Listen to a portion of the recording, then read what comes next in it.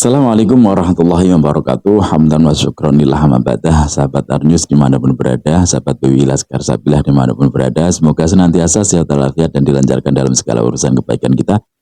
Para penonton di seluruh Nusantara, bahkan sampai di luar negeri ya, semoga senantiasa sehat ya, sehat awake, sehat pikirannya, sehat keuangan, sehat asmarane ya. Oke teman-teman. Kemarin kan ada instruksi dari PBNU yang melarang dari fungsionaris kader-kader NU, di mana tidak boleh bukan kader NU saja, bahkan kader-kader dari panomnya NU sendiri juga tidak boleh bergabung untuk bergabung dengan PWI gitu ya.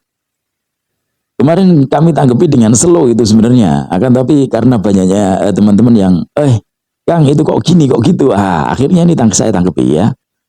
Jadi kemarin gini teman-teman, kenapa kami nggak menanggapi dengan istilahnya merespon dengan apa ya, dengan terlalu bersemangat, enggak, karena kami turun lapangan langsung gitu loh ya, dengan adanya instruksi dari BPN itu kami langsung ya bergerak dengan teman-teman PWI untuk kemudian agar masalah ini tidak berlarut-larut, tidak simpang siur beritanya bagaimana gitu kan.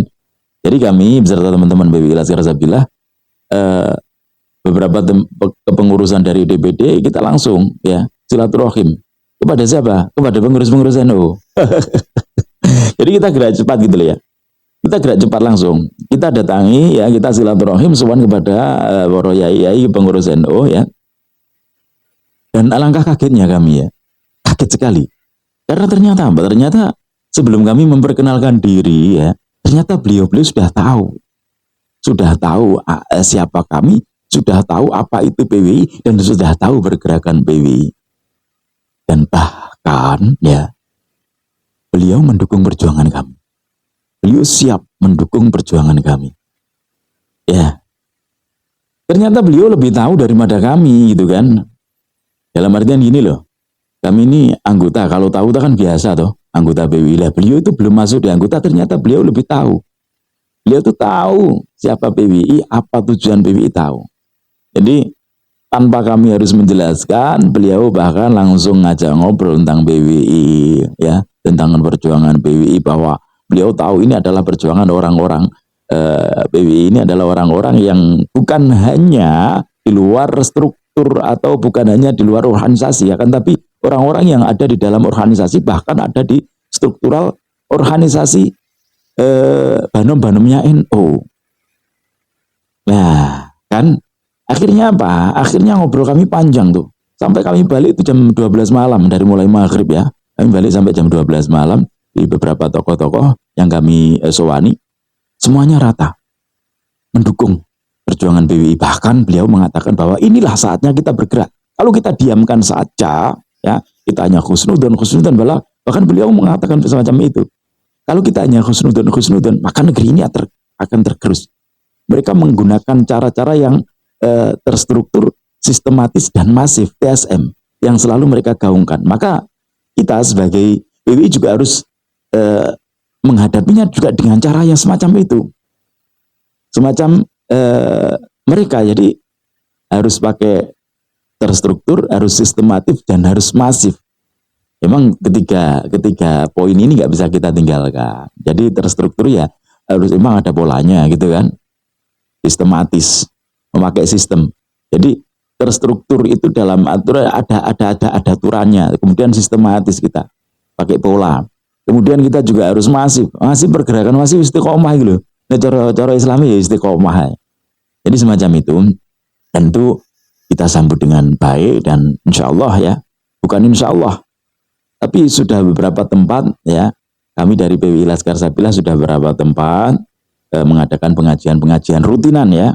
Rutinan, bahkan dari PWI Laskar Sabilah sendiri ini sudah sedang menyiapkan kepengurusan di tingkat cabang, yaitu di kecamatan ya, tingkat kecamatan.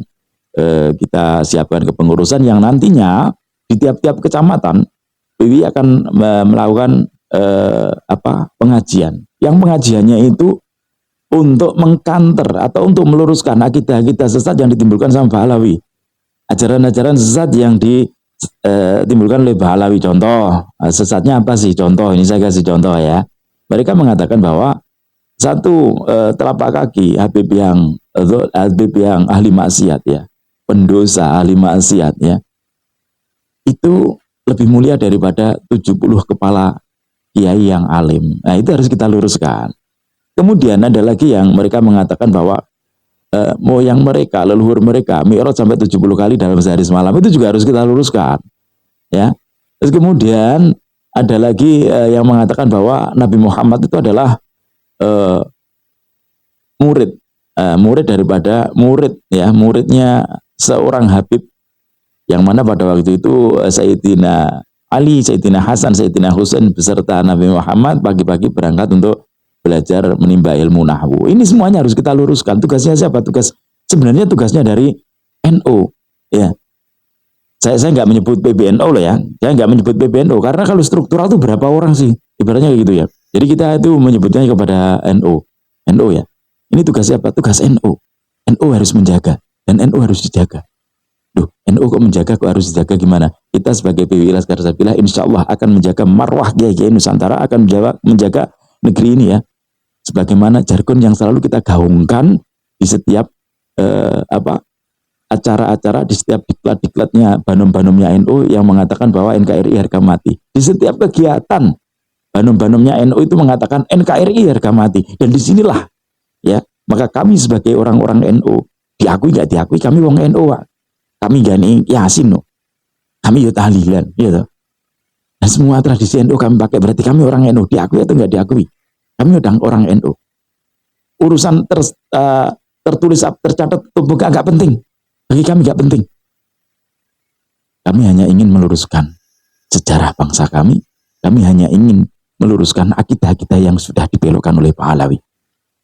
Dan alhamdulillahnya para pengurus-pengurus dari NU, nggak perlu kami sebutkan siapa dan tingkatannya, tapi yang jelas kami benar-benar di malam sowan dan kami mendapatkan dukungan, sepakat untuk kita kemudian mengadakan yang namanya kegiatan-kegiatan di setiap daerah, yang insya Allah beliau juga akan mendukung terbentuknya struktur kepengurusan PWI Laskar Sabilah di daerah Tulungagung khususnya ya, untuk membentengi Tulungagung ini dari pengaruh-pengaruh yang sudah sangat masif dilakukan oleh Pak Alawi. Jadi kita sendiri juga harus melawannya dengan itu. Kita mengadakan pengajian-pengajian, sholawatan, kemudian kita pakai sholawat Tibaiyah, kita sholawat Al-Barzanji ya. Terus kemudian kalaupun harus pakai rotibul haddad, bukan rotib al-haddad tapi rotib al-rifai.